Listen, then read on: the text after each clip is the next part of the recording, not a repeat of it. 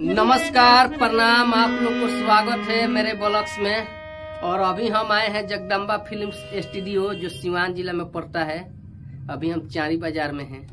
तो हमारा आज गाना रिकॉर्ड हुआ ऋतुराज बाबू का स्टूडियो में, जगदम्बा स्टूडियो में। वही गाना हम ब्लॉग्स के माध्यम से आप लोग को गाकर सुना रहे हैं। या सारा लगा के हम आइल बानी, या सारा लगा के हम आइल बानी बाबा रउआ धामवा में। आसरा लगा के हम आइल बानी बाबा रउआ धामवा में। ए बाबा सोनावा पर फिर दिन नजरिया बिया भरती अस्पतालवा में। ये बाबा सोनावा पर फिर दिन नजरिया बिया भरती अस्पतालवा में। अंतरा में बा अरे भइले एक्सीडेंट बाबा तेज रफ्तार में।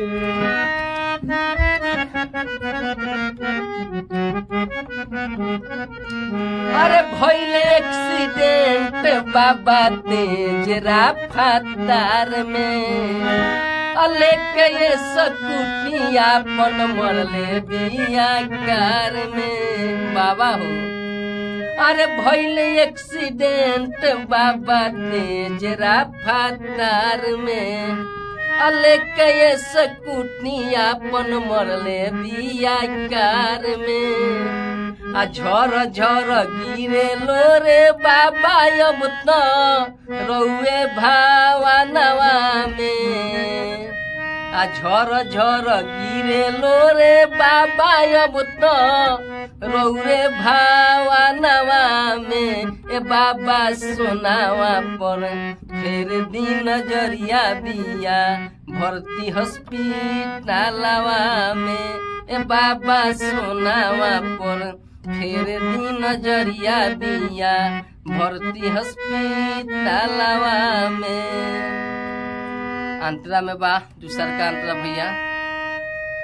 बाबा से लड़का कहता है बाबा हमार सोना ना जी हम तो हम का करें। अरे ऊ नहीं जी तो जी के हम का करब। अरे खाई के जहरिया बाबा हम अब तो मरब। अरे ऊ नहीं जी तो जी के हम का करब बाबा हो। खाई के जहरिया बाबा हम अब तो मरब। जाने कौन गलती भइल बाबा रउआ है छोटू चौहानवा में। जाने कौन गलती भइल बाबा रउआ है छोटू चौहानवा में। ए बाबा सोनावा पर फिर दिन नजरिया बिया भर्ती अस्पतालवा में। ये बाबा सोनावा पर फिर दिन नजरिया बिया भर्ती अस्पतालवा में। ये खाली और ले ली हो, एडिटिंग करके डाल दे। आसरा लगा के वो खराब हो जाएगा।